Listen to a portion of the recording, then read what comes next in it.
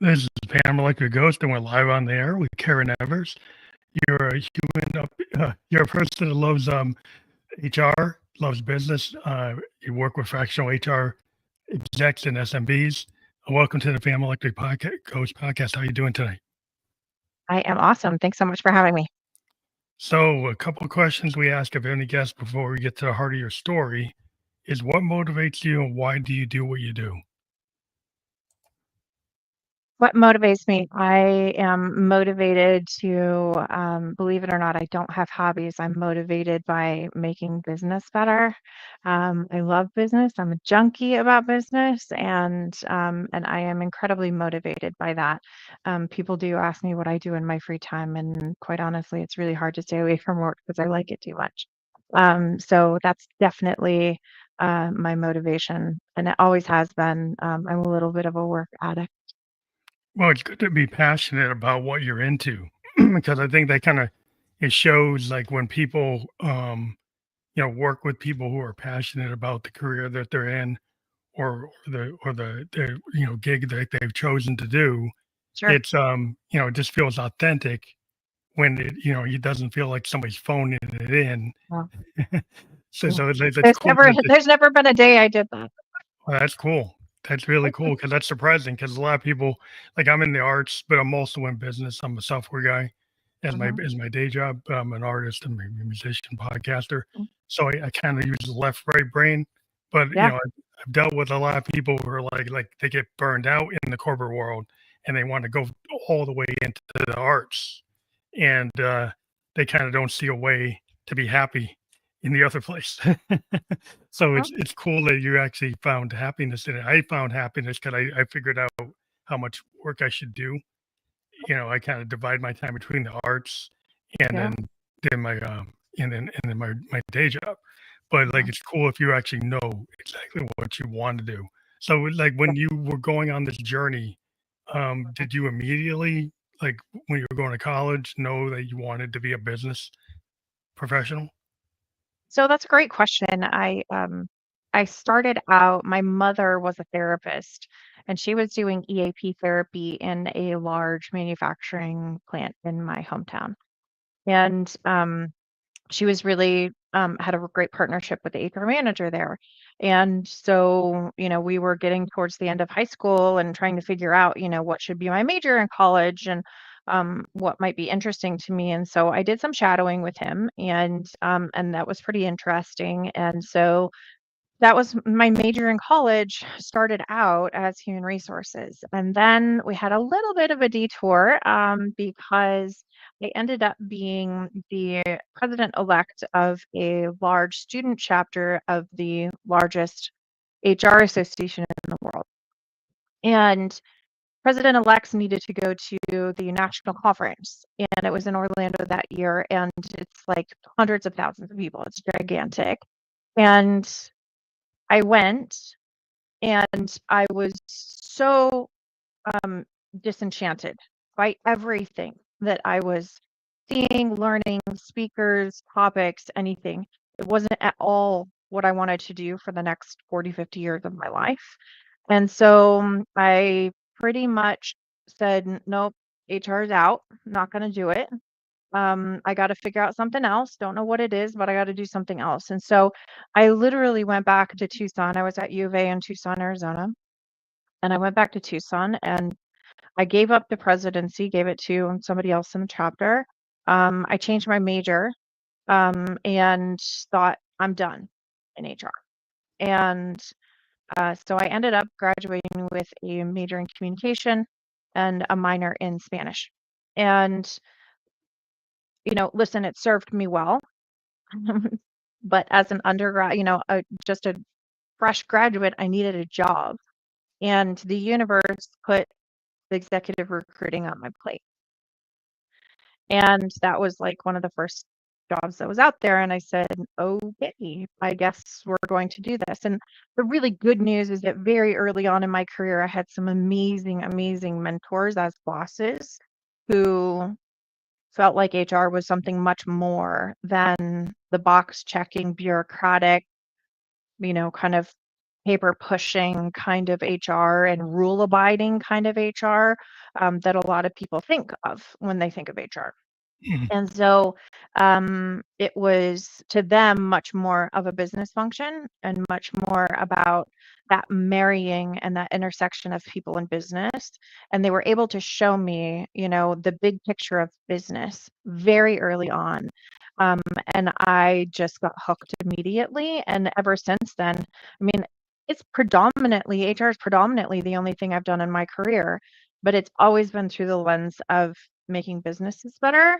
And so, like, I just got off the phone with a client of mine who, he's trying to figure out how to help people work together better. And some of them aren't even employees and creating those partnerships. And it's not even HR stuff, but I'm going to go facilitate a session for him next week because I get his problem and I know how to navigate personalities and I know how to communicate. And so, and I understand his vision for what he's trying to get to. And so, I said, listen, we can bring in a business coach or a facilitator, but I think we can manage this. And he's like, Karen, I trust you, just go do it. Right. And so it's that sort of thing where it's like it's not all about payroll and Yeah, benefits and all those things, right? The technicalities of HR, yes, I yeah. oversee those things. I get it, but it's so much more than that. Well, it seems like you're thinking more out of the box. Yeah, I in the world of like artists, we kind of our secret sauce is thinking out of the box. yeah, So totally. if you're an artist, because like everybody's already done something before, and so your Yeah, secret sauce is you. yeah, And a lot of people don't get that. They always want to clone. They want to yeah, clone things. They want repeatable things. yeah, But really, the things that are innovative are the things that are kind of cutting edge, or totally. cutting edge in terms of your voice, because your Yes, voice is the one thing that nobody else has. And yes. a lot of And that's, times, yeah, like, in the world of ideas, like a lot of people like cookie cutter ideas, and then you've mhm, got authentic, original yeah, thinkers, yeah. right? Well, and And that's, I ended up burning out in corporate and realizing that I just really needed a whole nother environment. And I started thinking that maybe that wasn't for, my profession wasn't even for me anymore. Right. mhm, And what I realized was once I started doing this and doing it, kind of, I have a team now, but I started out solopreneur style. Like I realized that if I do it my way, that's a huge differentiator. And I am yeah, not like everybody else. And I am totally fine with that. I do not want to be in a whole, group of cattle doing it all the same way well, at all. everybody's running the same algorithm. Like Yep. that's the problem you see today with the social media Yeah. world. Everybody gets on a trend. Like a trend on Yep. LinkedIn is to make it like Instagram. For And sure. I'm like, "Really?" It's like No. I'm trying to get a job and you're acting like you're an influencer. Like, so when did a job site become an influencer site? So the idea, like people jumping on trends, even in our world of IT AI, everybody Hmm. thinks AI is the magic bullet, and they want to Hmm. use AI for everything, even if that's not the business case. Because I'm a business analyst, and we look at it like Right. a user story in the business case. Like, does it actually make sense, or are you just jumping on a bandwagon? Yeah. A lot of times, yeah, you got to actually come up with what is the problem that it's solving. For You sure. know, and a lot of times people don't. They like sometimes it's really important for people like yourself to create your own thing. With your company, HumanSmarts, right? That's your idea, right? Yeah. And to actually bring that to the world gives your point of view because you immediately went to that conference. "Oh, this is not what I want. This is a disconnect." It's kind of like a musician. It's like, do Yeah. I want to play yacht rock or do I want to do something like the Talking Heads, something Right. innovative like David Byrne, doing something Right. really different? Classical, right? Like Yeah, make your choice, right? yeah, And there's a lot of ways to do things. There's not one way.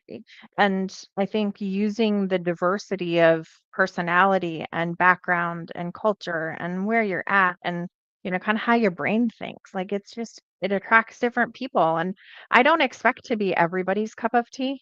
I think yeah. that is like, and that's totally okay. I am That's who I fine, am. right? If it works for you, great.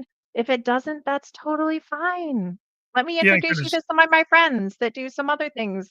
like Well, me. it's like the law of attraction. Like you don't have to be the toolbox that's for everything, right? No. Sometimes it's having a niche market. It's kind of like it's like the law of attraction. It's like you put something out in the world, that your tribe finds you Yeah. because they say, well, oh, I I heard what this person says and it resonates with me. I'm like in tune with that person. I was like, oh, and then like, you might not be in tune. It might be discordant, it might be noise to you. But Right. when people hear it, when they hear it and hear something you're saying or something you put out there, and then they like, wow, Yeah. that's like a fresh look. Like that's the whole point of it. Is like it doesn't have to speak to everybody, but it will speak to somebody. Yeah. And those are my people. Yeah, that's And like there's that's a plenty of hard them enough. out there, right? Yeah, it's Okay. enough. And It's there's enough plenty of for them out everybody there. It's all good. to run a business. Like you don't have to be like the thing that like you're gonna sell like fast food to everybody. Like sometimes there's like a food truck Yeah. and people want that food truck, right? And you could always go to the fast food billion sold the place. But the food truck is always gonna have that group of people say, well, that's the place. Right. That's All the day thing. long. And Yeah. so that's the kind of mindset that people forget, when they see all these million cat videos on Instagram and they say, well, I'll just make another one. I was like, why don't you do something with your own voice? you know, True. Yeah. but so the idea of your company, HumanSmarts, can you tell me more about it? I think you've been implying what it's about, but maybe Yeah, for sure. So, um, it might help to explain a little bit about how I decided to jump from corporate, because I think that that really formed who wanted my audience to be. So I had spent 25 years in a variety of different sizes of corporate environments, embedded as predominantly an HR leader. I've been in HR most of the time, but the last 15, 20 years have been predominantly leading the function.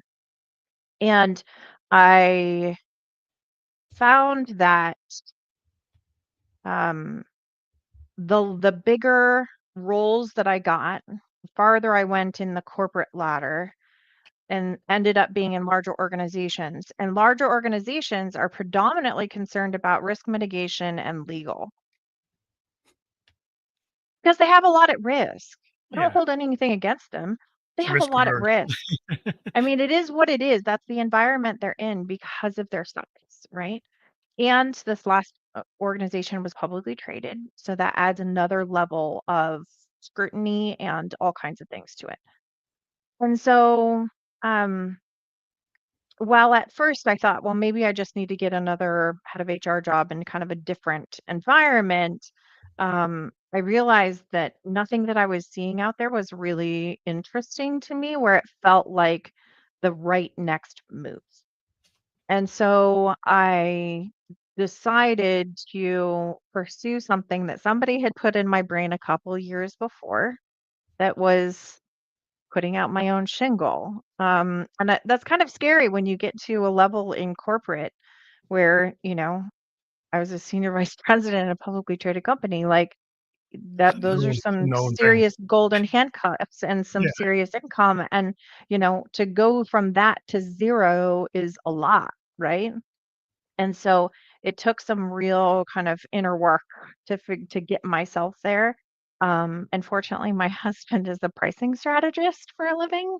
And so he helped me figure out what I could and couldn't, kind of uh, put out there as a service and pricing and that sort of thing. And I decided to finally make the leap. So that was October 1st, 2022, when I launched HumanSmarts.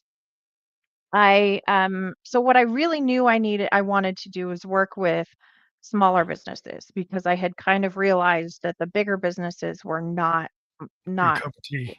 they weren't getting me out of bed in the morning, right? Like, because we were having to manage things by legal and risk mitigation instead of doing things that were right for business and humans. And Like actuaries. Like if you work and with so actuaries, they're just looking to save the pennies or save the money, run their algorithms. But it might, unless you're an actuary, you might not find that very oh, interesting. right. I came from the insurance world, so I have some awesome actuarial friends. Shout out to them. But that's not me. I live for making businesses better and helping humans find their spot in the world and being happy at their jobs because we all spend way too much time there. And so, I realized that my style of HR was vastly different and that I needed to do the authentic thing. And so I started HumanSmarts thinking I was going to do a lot of the consultative kind of HR, kind of senior executive kind of work and what I ended up doing is vastly different than that, but it's so much more fulfilling in reality. So when I first launched, I thought I was going to do project work and, maybe some recruiting work, some leadership workshop work, a lot of different kinds of things more on a project basis. And what I met with a colleague of mine that I hadn't talked to in a long time, and she had turned over to the fractional space. And she Mhm. was a fractional chief HR officer in Indianapolis. And so I hadn't even heard of the term fractional before. And I said, well, that sounds like fun because you're working with small businesses who can't afford a full-time head of HR. So it's the right Yeah. audience. So And you're so, spreading yourself across multiple companies yeah, as so, that role. Like if you're an right, actuary, you're an actuary for maybe 4 companies, or a correct, CFO for 4 companies, right, or a CIO for 4. If you're correct. dividing So, your team, right? yeah. So I realized that I wanted to move out of so much of the traditional consulting project kind of space. And I really thought that this fractional thing was kind of really interesting to me. And so I did that for the first year or so, very solopreneur style. So just me. Didn't want to hire anybody, didn't want to go down that path. I had come from very large environments, seeing all the drama and politics and everything related to big teams. And I was like, I don't want to do that. I think I was just still very burnt out. And then early on this year in 2024, I kind of had this huge epiphany. I don't know if you've ever had one of these life moments where it's like, duh, right? And complete clarity about what you should be doing. And what I realized was that my clients, while I was their fractional chief, they were not handling the rest of the HR stuff well. So they weren't doing payroll well, they weren't doing benefits well, they were not managing compliance very well. They weren't doing some of these other day-to-day things in HR well at all. And by the way, they didn't want to. And it was like this moment of like, so, kind of in a mirror in front of yourself. And it's like, Karen, that's the only thing you've ever done is build and lead HR teams. That's the only thing you've ever done.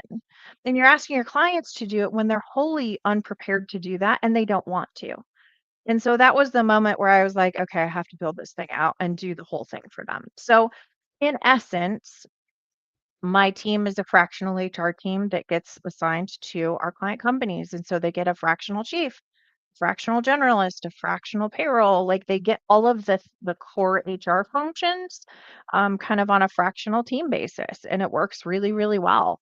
But I had to get to the point where I was ready to have a team again. So we are able to find on a fractional basis as kind of understanding the model, it would appear that maybe you don't need somebody to do that 40 hours a week, right? That they actually, I don't know, 10 hours, 15 hours, I Yeah, don't know, but that's actually enough to do the work.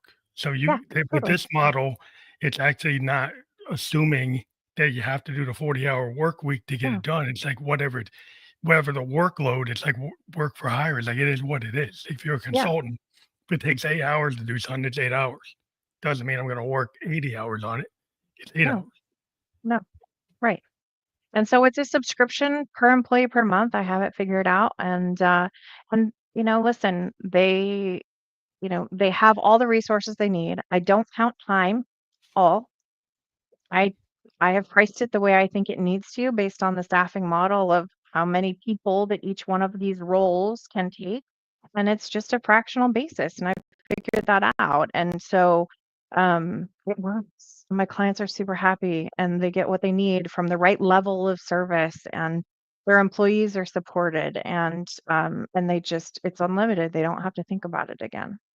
So they're able to ramp up if they need to ramp up Yeah. Yep. based on We whatever yep. the We workload look is, or based totally. on the like Headcount. So yeah, every quarter we look at headcount, and if it's gone way up, then we adjust to things. But or if it's gone down, right, we adjust to things. But we look at headcount every quarter so that we're, kind of maintaining flexible depending on how much, kind of turn there is in the business or growth or whatever that looks like. And so yeah, and adjust that way. It's is great. there like a global model where you're actually taking people from all over the world, or you're mostly in the US? US, and I'm not generally doing a lot in New York and California. They have some employment laws that, quite frankly, I don't feel comfortable keeping up with how many that they have and New how many York? changes all the time that they have. New York, listen, I'm from New York. I love Yeah, New you know, York, but I'm a Northeast but myself, so Right. Uh, and the California is beautiful. I have nothing against the states themselves. It's just their employment laws make it really, really hard to do business in them. And I can't, quite frankly, keep up with all the regulation to feel comfortable with all the compliance. So I stay away from those, but I have clients all over the country. it's interesting you were able to, that your husband helped you with the pricing model, Yeah. and then you were able to figure out like what the algorithm is for your work effort, for your Yep. planning. But Yes. it's interesting that you found a way to kind of get out of the mundane or bureaucracy of what you didn't like about HR, the things you Yep. didn't like. And that's always good when people are passionate about something and are willing to actually challenge, like what we call it, like in the arts, is like if you challenge the actual canon, Mm. right? So when Right. if you're like Right. a jazz guy, Yep. Miles Davis, he was the Yes. bebop king. Yep. Then he went and did fusion. People inside of his canon, they said, jazz is bebop, and if you go Mm. outside of that, it's not jazz. So, but he actually felt like jazz needs something else. So Yes. I'll go into fusion, do more experimental. Well, sometimes it's important Mm. for somebody who's in it to Mhm. actually challenge it, right? Mm. And then show where you could actually have like foundational level improvement. Right. Yeah, for sure. And I think that because um, I understand business so much that I can straddle that really easily. And so even running this business, right? Like it's kind of fun to, yes, I like the HR part of it too, but I'm loving working on the business. And a lot of my clients are these small businesses. Most of my clients are under 75 employees. And so we're kind of in it together a little bit, and that's kind of fun because they're going through some of the same growing pains that I am, right? And It's like the so we're sweet kind of, spot. it is really the sweet spot where they get me, I get them, and we're going to get through it together, right? So it's been just such a blast, and I am so blessed. Yeah, I used to work with a lot of big corporate clients, like big insurance companies, Yeah, and then I went with a startup, and I'm actually with a way smaller organization than I used to be with. They used to be a yeah, big companies, and I just find it like the bureaucracy. There's a lot less. If I'm talking to the two founders, like I can get them on the phone, and we can make like changes like right there, like right now. We don't got to go through steering committee, do all this stuff, go through all these levels, and then still not get it right. Like if working with totally. the other organizations, like trying to move the Titanic from hitting the iceberg. It's like I Mhm. see it coming, but like I can't move fast enough. Well, and I'm impatient, right? Like I'm one of these people, like I want to see change now. I don't want to feel like I'm stuck. I don't want to be in a ditch. I don't want to be in a rut. I don't want to do any of those things. And I don't want to feel like at all stuck in any way. And so I want to feel like we're having progress. And I want to feel like when I get up in the morning and when I go to bed at night that I've made a difference and that we've moved the needle. And it is so hard in corporate and anything large to feel like you've moved the needle. And You're I very personally, like for my own just satisfaction, I have to know that I moved the needle. Yeah, because in corporate, sometimes they'll get an idea, but they won't really wholeheartedly be for it, and then it will just get you're beyond something, you be all gun ho about it, then they Yeah. drop it. And then Yeah. I'm like, at least if you're with a startup, Yeah. with people who are real passionate about it, you might fail because you failed in the market, right? Right. But you were trying your hardest to actually get it done, and you were doing Yeah. everything you could, and you weren't kind of getting sabotaged because they really didn't believe it was going to work anyway. Correct. Yeah, that's the Correct. problem I had with the corporates. It's like, yeah, they really didn't really believe in this. They were just doing it because they thought they should, but they didn't really want to do it. Versus like you're with the entrepreneurs, like they're passionate because it's like that's their baby. That's what they want to do. Right. It's And so fun. It's so yeah, much more fun. I'm yeah, having a blast. yeah. You just feel like you're not phoning it in. It's not just a 9 to 5. You're willing to do the work. You're not thinking Yes. about it as Yes. work because it's like when you're in your passion thing. It's like if I'm a musician and I'm just sitting there writing, I might be stuck in a writing thing for 2 weeks where I'm working on something, writing this idea, and I just get lost in it because I'm just that passionate about it. And then I just get it done Yeah. because I just want to get this thing done. Yes. I've talked to like Yes. playwrights and painters, and like you can get in this kind of mode Yeah. where you got it just comes to you like the muse gave it to you, and then you got to make it happen. Yeah. And I believe like entrepreneurs and business people, they have the same thing happens. And I've always tried to Mhm. equate the creative process that artists do with Yeah. what business people do. And if you really look at it, there's a lot of things that are very very Totally. similar I mean, process. this has been such a creative, iterative process over the last 2 years, and I've had to really do some real thinking about how do I wanna design this? It is kind of creative, like, how am I gonna design this, and how is this gonna work? And, it's all mine, and I get to figure that out, and, that iterative process has actually probably been the biggest learning and the biggest aha for me is that you don't have to have it all figured out. Yeah, we figured that I in can figure it out along the way in little chunks and, pivot tomorrow to do something different. And God, it's just been so much fun. software design. We went from waterfall, which is this Mhm. idea we had to have Yep, everything in one document, yep, and yep. it could be like 200 pages long. We had to have everything there. Mhm. Now we're in the agile world where it's Correct. like iterative. Yep. We're having scrum Sprints. sessions, but it's Yep, everything's like, point 1, point 2, point 5, yep, whatever. You yep. can it's not done. If you notice with software, your phone's updating every night. All the apps on it, every day they're updating all the time. Because Yeah, with the iterative development, you're never done, right? Every app you have is constantly getting upgraded, like correct. even during the week. You might get Yep. multiple updates because we programmers and software guys, we don't know what we don't know. We listen to the feedback, we get lessons learned, and then we fix it. Mhm. Right. And then things continually develop in a world where it's like it's not closed. It's not like a closed loop, it's like an open loop. No, And totally we open. continually and then some people can't get their heads around that. I said, well, when are you gonna be done? You're really not done. Until I retire, I am not done. Yeah, and that's hard to get your head around. It's like, well, I want something that's got a finite thing. Well, it's kind of the way the world is today. That you never really stop learning till you're not here unless you don't want to learn.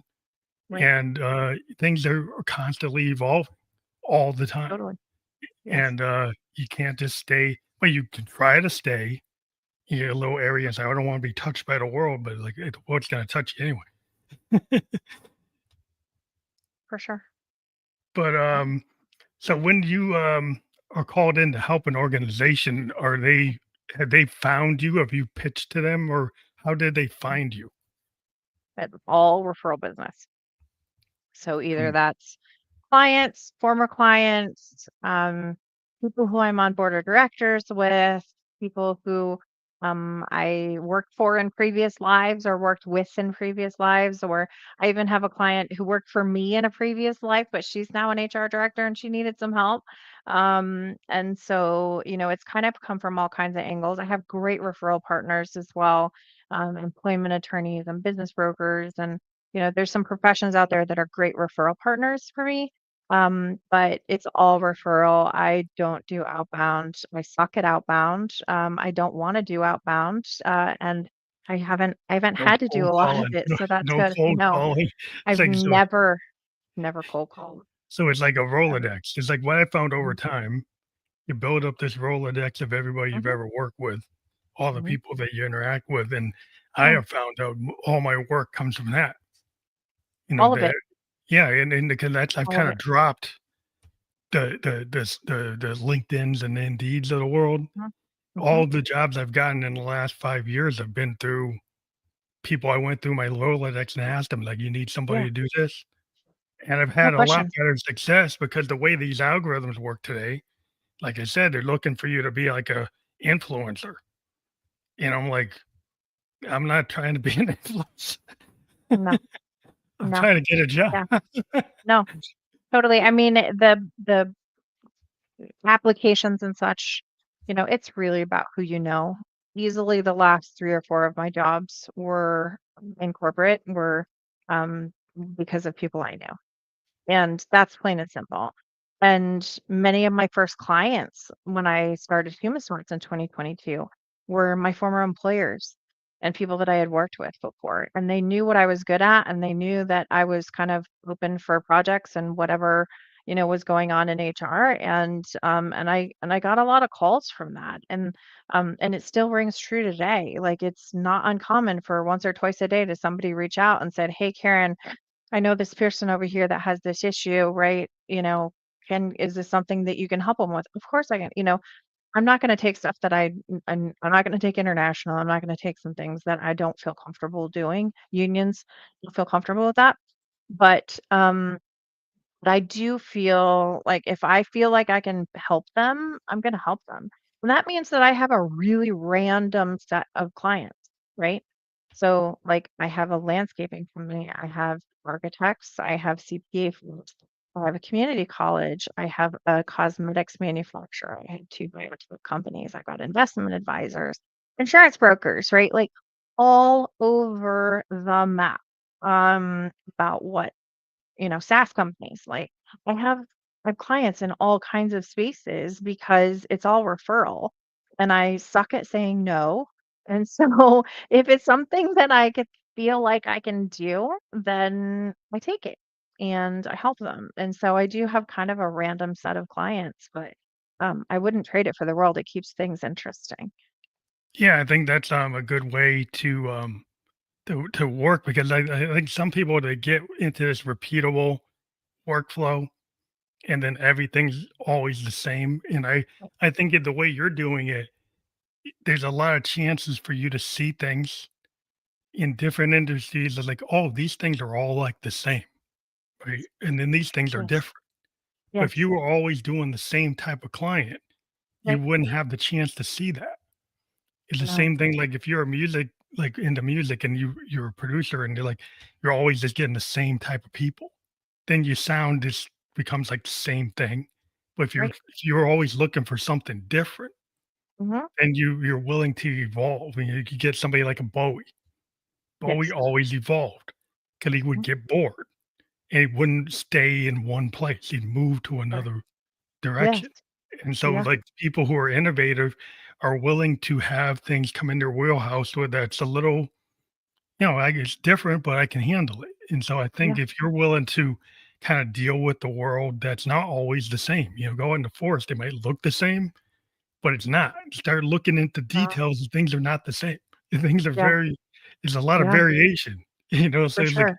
variation is kind of like what it is. It's like if you Yeah. get out there and you start to realize that, you can make that your strength that you can handle Mhm. the Mhm. odd curveball that comes your way because So you're not I always had doing an the same yeah, thing. I had an odd curveball, what, 2.5 weeks ago. I'm used to sitting down with small businesses and figuring out talent planning and figuring about out some org structure and figuring out how to manage headcount and salaries and kind of skill sets and all of those things, role clarity for small businesses.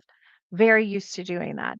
And most small businesses that are organic, right, they're starting from nothing. And so they have to work up, right, in terms of clients and revenue and all of these kinds of things. And that's 99% of businesses. Until I was introduced to an influencer 2.5 weeks ago who has multi-million followers. And all of a sudden, yes, she's launching kind of a business that's very related to what she does from an influencing perspective, and she has 3 million people that are already lined up pretty much to buy it. And so that's a vastly different kind of how do we hire, right? And what kinds of roles do we need?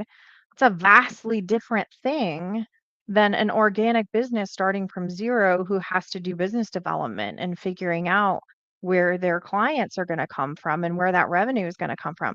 It's like she already has that. And so that's been my curveball in December, for December, is figuring some of that out. And it's like, ooh, this is kind of fun because I've never worked for a business that had like just built in, like the minute she launches something, it's going to sell. And we have to be ready for it. Like we don't want to be too prepared for it, right? But we don't want to be underprepared for it either and not be able to capture the revenue. So it's I love the curveballs. I love it when somebody comes to me in an industry that I don't know. It's awesome. Yeah, I think that's an opportunity because what we find is like, in music, one of the things that you have this idea is like, is there a bad note? Is there such thing as a Mhm. bad note, or is it an opportunity to evolve the song? Correct. So you see Yep. this like if you're in a jazz band, like a fusion band, and somebody hits a chord that wasn't expected, the band will usually go with the With right it. note that fit that. Mhm. If you're in a band that's used to doing a set piece, if you example, if you're an orchestra playing Chopin and somebody does a note that's not expected, then you did it wrong. You did it wrong. There's no way to evolve that. You did it Yeah. the wrong way. But if Right. you're in the other type of thing, there's a lot more Mhm. room to like Totally. change the song. So Yes. that's why some people were like, I was dealing with a classical musician and tried to get him into a jazz outfit, and they kept on asking, like, where the song was going. Doesn't work. And we were like, "We don't know where it's going. We just kinda go where how we feel at the moment." You were like, "They couldn't get it. They couldn't figure it out because it's not the way they're trained. They're trained to read Yeah. off the sheet, Yeah. and they're really good, and they can Yeah. be evocative, and they can kinda work with what's in the sheet, but they're still trained to do what's on the sheet. Yeah. They can't really go outside the sheet that much." So I'm like, "Wow, that's I was a learning experience for me."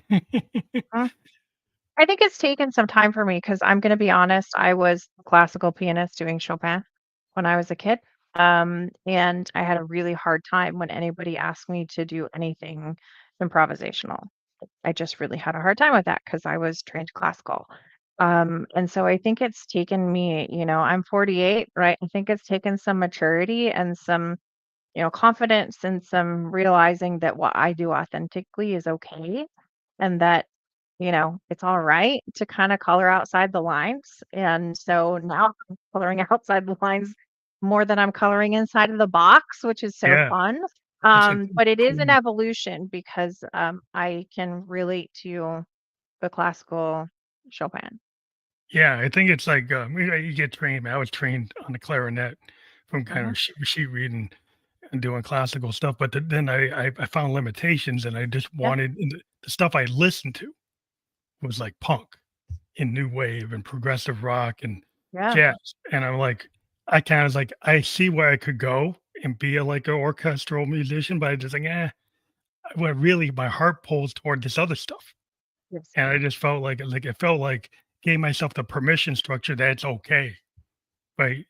And sometimes it's hard because like wherever you are in life, you might not give yourself the permission to think it's good to go down this path or that path. correct, So you get correct. locked into like a loop of what Yeah. you think you're supposed to do until Well, you and I think find that out that where you happens in corporate too. I mean, it's the same thing as in corporate, right?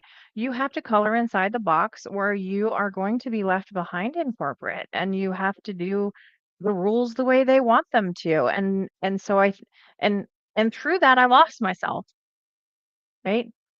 Because I couldn't color out the side of the lines and I couldn't be authentic Karen and I couldn't, kind of manage things the way I wanted to. And so it's very similar. And so it's really freeing to play something other than Chopin. yeah, I think it's cool when people, realize that a lot of times they're the one that's stopping themselves from doing it. Like nobody actually told them they couldn't. In some Yeah. cases, like your mind has put you in the Like you could walk out the door, Sure. right? But walking out the door is a whole nother thing. It's like I think a lot of times I talk about this is like the idea of safety. You could be in a place that you really don't like, but there's a safety in getting that paycheck, Yes. right? There's a safety in like knowing that that's what it's going to be. But the unsafe thing is like, well, if I go out and try to be an entrepreneur, I don't know when my next paycheck's going to come. I don't know if I'm going to be successful. Although I don't know, start adding up, and then you got to build yourself like that confidence to Huh? like pull the trigger and know Yes. like you might not be successful off the bat. You might have it might be a whole bit of a struggle. You might be tipping into the deep end. You're not going to drown, Mm. but you're tipping into it a little bit. So Yeah.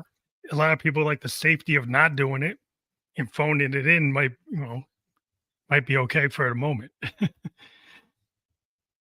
Yeah. It's just at some point, if you have any authenticity or about really your why and why you get out of bed in the morning, right? Your purpose for things, that's going to go against anything that you're coloring in the lines for if you're not getting what you need in that. And some people can tolerate that better than I can. I couldn't last like that. Yeah, I think eventually you hit the wall. Like you hit the wall when people are like if they don't take like you keep on throwing ideas out and nobody takes them. For sure. And then like if you're somebody that's like a very creative, and then you start realizing I'm a square peg in the round hole. It's like they're not seeing anything I'm doing. Right. And eventually it's like you want to be heard. I think people Yeah. want, I think it's like this idea like, well, people first. It's like, what does that mean?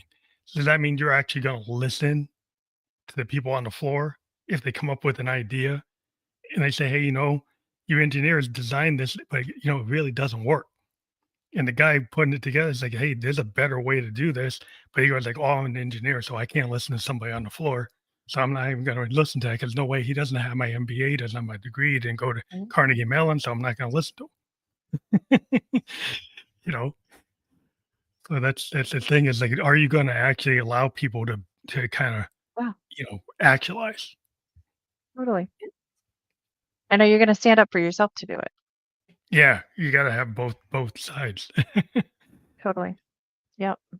So 100%. it's like people do they think that people first is anti-business, or is Yeah. it like you A think lot they of business owners think it is, right? They think that if I come in there and talk about people first, they think that they've got to hand over the farm to their employees and they're never going to be able to, kind of hold anybody accountable, or that, they're going to spend a bunch more money on people and all of that. And that's not what people first is at all.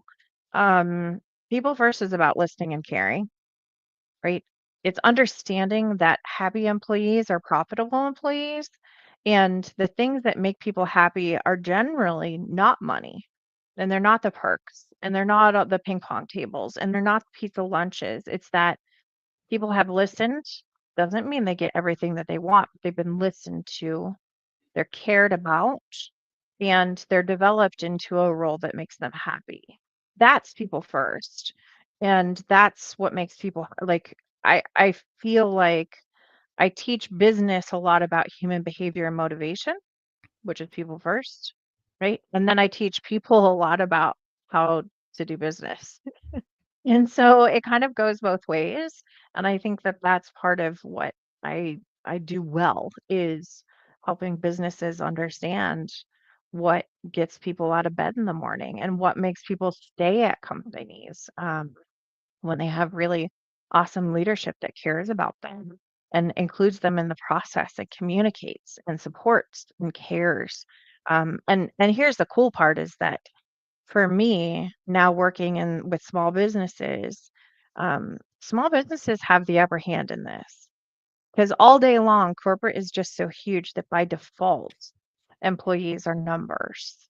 Mhm. And it just is what it is. And it's kind of like the risk and legal piece that I talked about earlier. It just is what it is. You can't necessarily change that. But small businesses have a totally different flavor about what their working environment is like and what they can do with their employees and how they can treat them and what that culture looks like. Small businesses have the ability to do that all day long. And so when small business owners come to me and they think that they're kind of the underdogs for people and HR and talent and recruiting and all these kinds of things, it's like, stop. I'm not buying it. Like, I call BS on it. You can't tell me that that's how it's going to be, because you have the ability to be the best employer out there, which means that you get the best employees out there. And so, it's a very like really simple and easy equation for me. Um, and as soon as I help business owners understand that I'm not asking them to shell out millions of dollars to do ping pong tables and, $100,000 bonuses and things, that's when, they kind of breathe for a second and they're like, okay, I get it, right? If we have happy employees, they're going to be more profitable employees and they're going to care about what they're doing more. And that's going to translate to the customer experience. And in a world where customer experience is notated on every forum out there, we have every single human out there is a billboard, right? We read reviews on everything.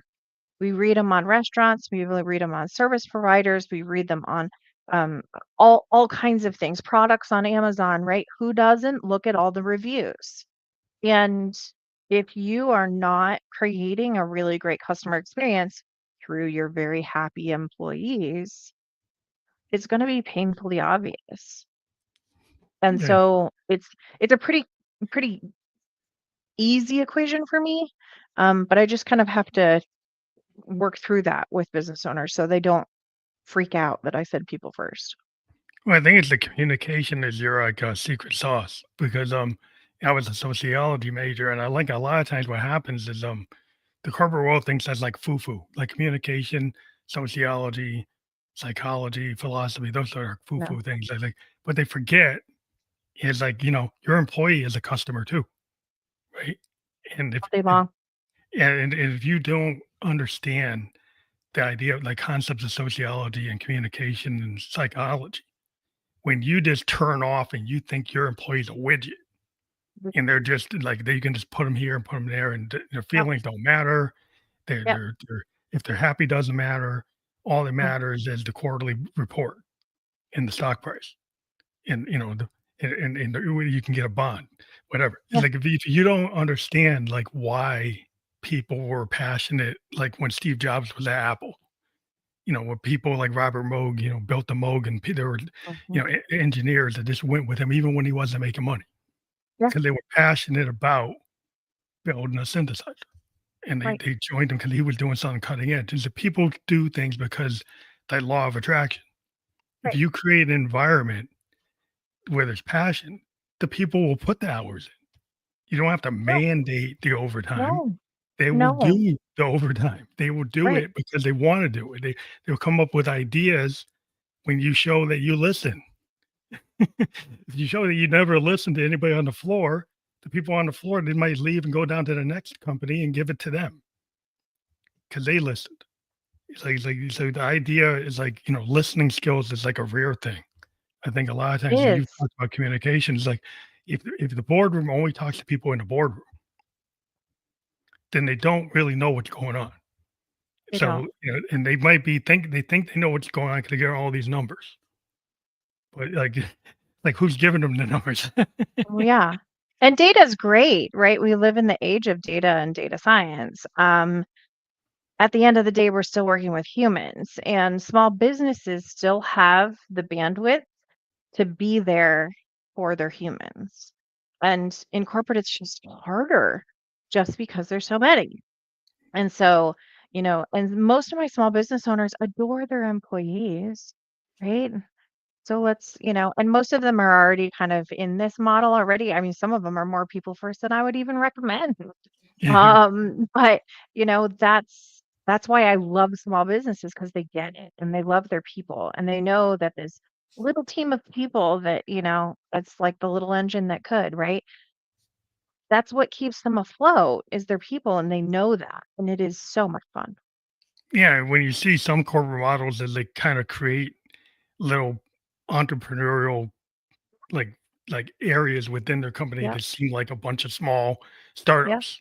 Mhm. And when they do it like that, then it Yeah. tends to work Yeah. because then you're able to divide it up enough that it still feels like authentic to the people involved, so they're willing to give you the ideas and they're willing to put the time in. But if once you devoid that, right, once you get rid of that, and people start feeling like, well, I just feel like a number. And anytime you make people feel like a number, then you're gonna get that result. Totally. And they say, Totally. all the data science will prove it to you. Go check it out. Mhm. Yeah, for But sure. it's just interesting about your journey. Like you kind of came full circle, like you're in it, and you're benefiting from like all the years you put into it. But then you're out of the box thinking. It allowed you to kind of put a new spin on something. Which is to me is like that's the genius of why people are creative. Because the creative person looks at something, so everybody looks at it, this, oh, you can't do anything with that. Right? But when the creative person says, oh, I can take this and I can put the spin on it, and then somebody's like, oh, I know it you never saw it that way. Well, because Yeah. perception's everything. Like how you see something Yeah. and it It's your is reality. different than how somebody else sees it. In philosophy class, Camus and Sartre, they were talking about this all the time. Maybe that's too foo-foo for people, but that's what happens. That's why you get what you're doing, because you saw something. Other people probably saw it and said, "I didn't see that," but that's the magic. That's the muse. That's that's that creative spark, and that's why AI is not going to replace that because that's what we have as humans. I use AI as a tool, and I can use it, but We it all doesn't. yeah. Yeah, but it doesn't And we all replace. should be using it, right? Like Yeah, there's there's I reason to it's use it. interesting that, talking about AI just for a second, like I have a lot of, kind of employees, right? That not on my team, but in business, right? That are like, oh gosh, AI is going to take my job. And I said, listen, AI is going to take the job of the people who don't figure out how to use it. Yeah, you got to learn how to use it. It's like any You got tool. to learn how to use it. Like Yes. in It's a like tool. yeah, I mean, we use computers. People say, well, all the sound engineers can be gone if you use computers. That's not the case. There's still tons of sound engineers that use AI and use computers, right? Yes. So like computers give you a way. Now the thing is, like when I had to talk to this tech bro, and he was telling me the AI was going to write the song. I said, well, yeah, AI can write the song, but it's not a song I want to listen to. So it's No. like you can use it to help you write a Yes. song, and Yes. there'll be people who use it. Like there are authors that are using it to write the whole book, but I don't know how many people are actually going to buy that book. But the idea that you can get into it, but you got to learn. Hmm. Like if you sample a song, you sample the whole song and just change the lyrics. Everybody knows that you were kind of lazy Right. and you just took something that was already out there and just threw Yeah. new lyrics on top of it, I right? mean, it's the same thing if you look on any social media and you look at the stuff that was made by AI and the stuff that was written by a real human. It's vastly different content. And yes, AI has come a long way, but you can tell when somebody wrote something and when they didn't. Yeah, and the human being is always gonna be there. It's like Mhm. it's a reason like a business analyst in the insurance industry that learns how to do prompt engineering to make the workflow more effective. Sure. He's gonna have that job rather than the guy says, I hate AI, I don't want to learn anything about it. Instead of taking the 20 years of your life insurance experience and learning about the prompt engineering, the BA that learns the prompt engineering might take your job Yes. because you learned how to use it and you decide Yes. you don't want to do it. So that's the kind of what's going on. Totally. But Totally. yeah, it's like anything, it's like all the jobs for the people who were maintaining the horse and buggies when the car came. Well, look how many jobs came when the car came. It's like people say, "What's going to knock everybody out?" Yeah, well, it knocked the guy doing the horseshoes Yeah. and the blacksmith Yeah. and the guys tending the horses. But then look at all the jobs for the mechanics and the tire repair places and You all just the have other to things. learn the new tool. Yeah, the new tool comes out there, and there's always a way to learn the new tool. Yeah. Yeah, this whole I mean, AI isn't just AI. There's programmers behind the machine learning. There's a lot of Totally. work jobs in machine learning Yes. techniques, and you can relearn. And so there's a lot of stuff out there that's scary. in the world of automation, you see these robots and, Mhm. restaurant with no people in it, Yeah. a 7-Eleven with no people in it. You could get a little afraid of things, but then you could think about, like, there are opportunities. Yeah.